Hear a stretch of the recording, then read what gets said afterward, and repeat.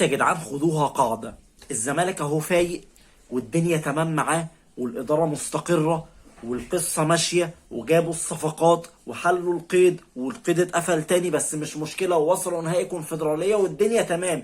إعلام الزمالك بقى يركز مع الزمالك ويركز في مشوار الزمالك ويركز في نجاحات الزمالك اللي مش موجودة، بس ماشي نمشيها نجاحات الزمالك على لسانهم، لأ، علشان يطلع ترند ما يركزش مع الزمالك، يسيب الزمالك ويطلع الأستاذ أحمد سليمان يقولك إن النادي الأهلي مفيش مدرب أهلاوي عمل إنجاز. ده أنا هعدهم لك يا بائس يا محلي.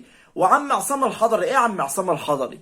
هو أنت كل ما تتنسى تطلع تقول للأهلي ما عندوش مبادئ وليه جاب إمام وليه جاب كهربا؟ هو أنت هتعيط أنت كمان عشان إمام وكهربا؟ ما أنت مش هترجع، ما انت ما رجعتش ومش هترجع، غير مرحب بيك في النادي الاهلي. هل ده معناه ان انا بقلل من عصام الحضري؟ عصام الحضري افضل حارس في تاريخ افريقيا، مش الاهلي، في افريقيا كلها.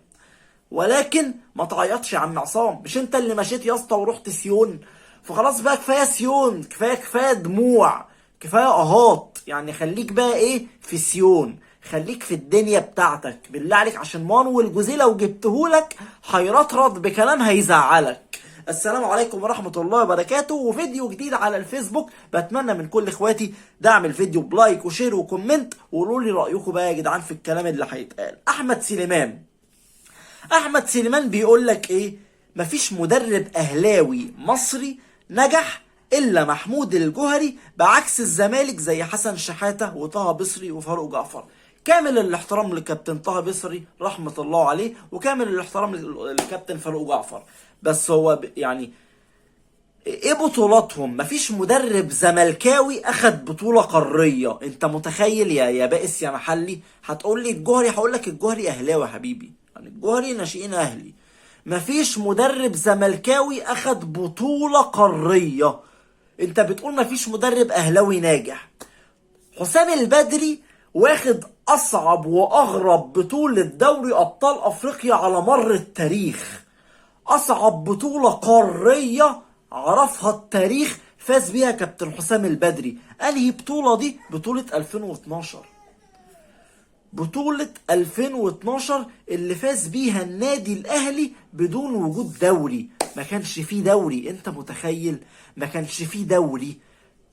نادي بقاله سنة ما بيلعبش كورة، ولا دوري ولا كاس ولا اي بطولة محلية، سنة كاملة، وبيلعب في دوري ابطال افريقيا وبيفوز بيها خارج ارضه على الترجي التونسي اللي كان وقتها من غيلان افريقيا. وتقول لي مفيش مدرب مصري عمل انجاز. البدري واصل نهائيين 3 افريقيا، البدري واخد دوري لا هزيمة، واخد دوري اقل عدد اهداف واكتر عدد اهداف محرز. تاريخ حسام البدري مع النادي الاهلي، برغم خلاف الاهلاويه معاه وخلافه مع النادي الاهلي في الفتره الاخيره، لكنه من اعمده مدربين النادي الاهلي. الاستاذ محمد يوسف، كابتن محمد يوسف، واخد دوري ابطال افريقيا برضه خارج الديار. دوري ابطال افريقيا عموما دي لوحدها. كابتن فتحي مبروك، ده واخد على قفاك كاس مصر. اسامي كتير، وعلي ماهر، كابتن علي ماهر، واسامي كتير قوي. انت بقى قول لي زملكاوي خد بطولة قارية من المدربين الزمالك اللي ضربوا، بعيدا عن كابتن حسن شحاتة، ده الوحيد فقط. هات لي اسامي، انا جبت لك كذا اسم، جبت لك كابتن الجوهري، جبت لك كابتن حسام البدري، جبت لك كابتن محمد يوسف. كل دول واخدين بطولات قارية وليهم بصمة كبيرة في التدريب في الكرة المصرية. اي هري وخلاص. نيجي الكابتن عصام الحضري، السد العالي اللي كان سد عالي، ما نختلفش على تاريخه. الاهلاوي قبل اي مشجع لنادي تاني، اي بوست بيتواجد فيه الحضري بيقول افضل حارس في التاريخ. ده كلام اهلاوي، اي اهلاوي.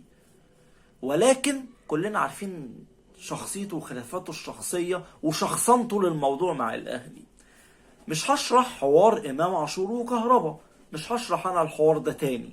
يعني هم اكبر، النادي الاهلي اكبر من ان انا اشرح ليه تعاقدنا مع كهربا وامام عاشور.